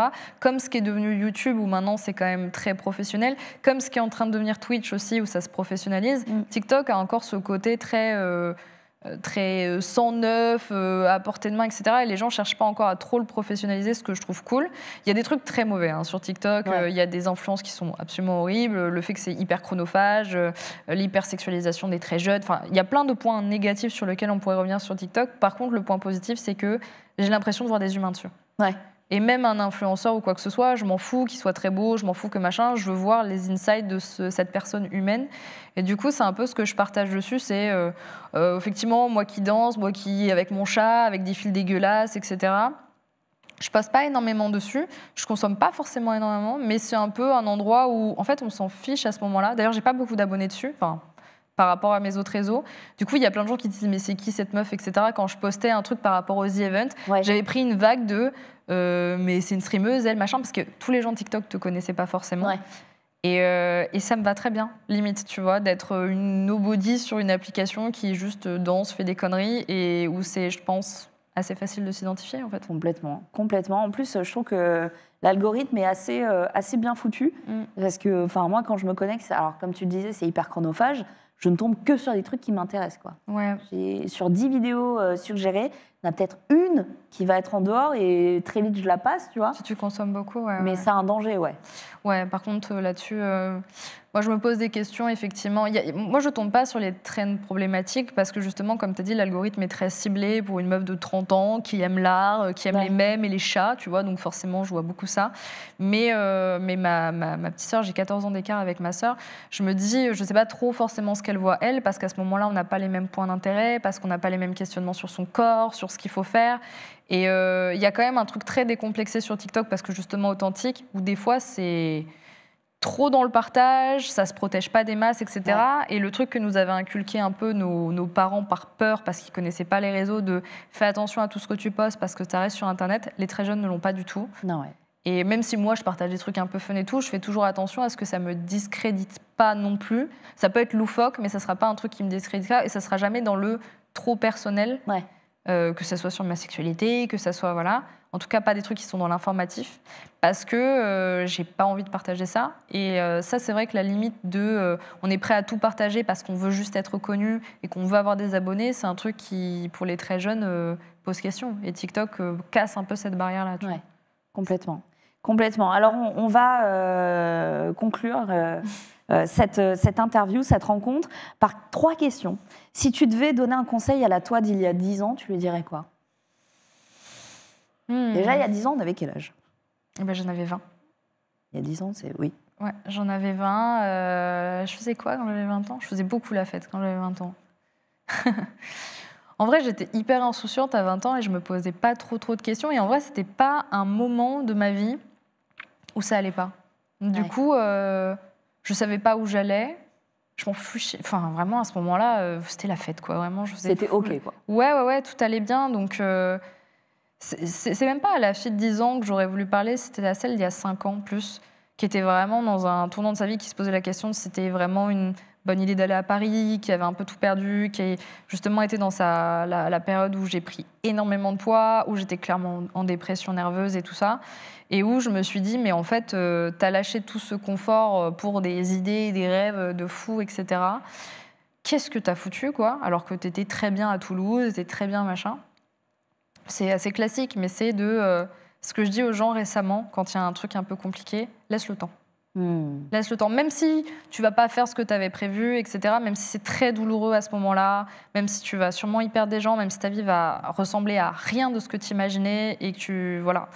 laisse le temps. C'est trop bateau, c'est comme le un perdu 10 heures trouvé, mais le temps apaise vraiment les choses et même si ça va pas vers le sens que tu aurais imaginé, c'est sûr, tu n'auras pas aussi mal que ce que tu as mal à ce moment-là. Ça fait mal maintenant, mais ça fera plus aussi mal il y a 5 ans, dans 5 ans. J'espère que vous avez pris note le chat, hein, c'est très important. On me dit dans le chat, si belle et si intelligente cette Ava, je le sois. Si tu te souhaites quelque chose dans 10 ans, ce serait quoi? 10 ans, oh, bordel, on a quel âge dans 10 ans? 40? Ouais. Il y a Enfin, un 44, truc qui me fait peur et en même temps que je vois déjà certaines personnes, tu sais, qui sont là dans le milieu depuis très longtemps. Moi, finalement, je suis un peu neuve dans le milieu, tu vois, mais je connais des gens où ça fait déjà 6, 7, 8 ans, etc. J'espère que je m'enfermerai pas dans quelque chose parce que j'ai peur que financièrement, ce soit plus aussi confortable, parce que, etc. Je vois beaucoup de gens dans le milieu qui s'enferment dans un truc qui ne les rend plus vraiment heureux. Je parle surtout de YouTube parce que je les ai vus, j'ai tourné avec eux, qui aujourd'hui sont, c'est horrible à dire, mais presque un peu dépassés de mode par rapport à toutes les nouvelles tendances qui arrivent, notamment avec le nouveau YouTube. Et je vois ces gens-là et ils me font un peu de peine, pas méchamment, mais parce que je les vois s'accrocher à ce truc, parce que j'ai l'impression qu'ils ont peur de ne pas savoir faire autre chose, etc. Et je pense que la force que j'ai eue, c'est de faire tous ces autres jobs de galère ou quoi avant, où moi, je me dis, bon, bah, quand ça va arriver, ce ne sera pas agréable, ça fera un peu peur, mais je sais que je suis capable de faire autre chose. Et de revenir peut-être dans une vie... Ah ben moi, je l'ai toujours dit. Moi, je pense quoi. que je repartirai en inside pour aider des talents ou repartir en prod et tout quand ça sera mon air sera passé, tu vois. Et j'espère vraiment que ce que je viens de dire maintenant, ça sera toujours le cas dans 10 ans et que je vais pas m'accrocher à de vieux rêves parce que j'en sais rien. J'aime trop l'aspect financier que j'ai maintenant, d'avoir bien gagné ma vie, ou parce que j'aurais peur de plus me passer du regard des gens. Je pense que c'est pas le cas parce que c'est un truc qui me fait un peu peur, mais on sait pas comment je serai dans 10 ans, tu vois. Peut-être que j'aurais pris un melon monstrueux ou j'en sais rien, je me le souhaite pas, mais en tout cas, voilà, je voudrais rester avec cette philosophie-là et ce côté un peu détaché et que ce milieu me rende pas trop aigrie parce que ça va vite. Ouais. Ça va vite et on voit tout ce qui est dénoncé. J'ai pas envie d'être déconnectée. Dans 10 ans, j'ai pas envie d'être déconnectée. Eh ben, écoute, c'est tout ce qu'on te souhaite. C'est tellement pragmatique et tellement, tellement fort comme message que je te souhaite de ne pas être désargenté ni abusé par ce milieu qui peut, on le sait, vite nous faire perdre la tête, perdre les pieds et perdre les gens aussi au passage. Merci beaucoup. Bah, merci à toi, c'était trop cool. C'était génial parce que ça confirme la bienveillance, en tout cas, de ta communauté qui était très présente et puis aussi la générosité que tu as pour partager ton expérience. Donc, merci pour ça. Merci et merci à la Banque Postale parce que sans eux, il n'y aurait pas Parcours de streameuse. On en aurait pas su autant sur toi. Merci. Donc, c'était super. Il va être l'heure de rendre eh bien, l'antenne. C'est tellement télé de dire ça. Écoutez-moi, je suis vieille, je suis dans mes cases, mais en tout cas, c'est le moment aussi de remercier la technique qui a permis d'assurer la continuité de ce live. Et puis encore une fois, la Banque Postale pour Parcours de streameuse et surtout toi, Ava, pour ce parcours exceptionnel, encore un peu neuf, comme tu le disais, mais qui s'annonce très prometteur d'une belle décennie en tout cas. On se revoit dans 5 ans, on verra. Hein, dans 10 ans même, pour voir ce que tu feras. Ça se trouve, tu seras veto. Si peut-être. Franchement, vu mon parcours, c'est possible. Hein. Moi, j'ai dit que j'ouvrirais sûrement une entreprise de carrelage dans le Ventoux, un truc comme ça. J'adore la rénovation, donc à tout moment, j'adore le carrelage. Je sais pas pourquoi, j'ai une obsession sur le carrelage. Mais non, mais un truc plus terre à terre, tu vois. Je pense qu'il y a un truc tout con, mais tu peux en parler toi-même. Je pense que quand on devient, justement, des fois, mère de famille, moi j'ai envie de fonder une famille, quoi.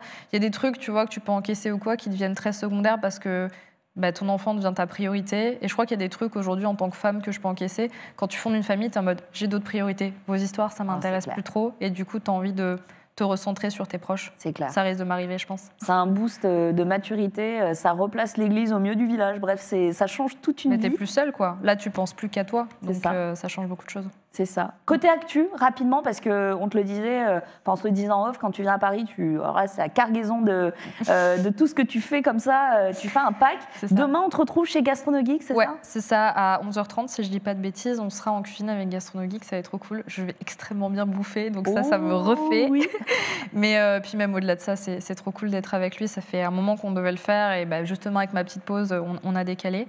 Et puis après, je retournerai, je ferai mes petits streams, des émissions de temps en temps. Et puis je l'ai annoncé hier chez Popcorn, mais enfin le nouveau projet sur lequel je bosse autour de la musique qui devrait arriver bientôt.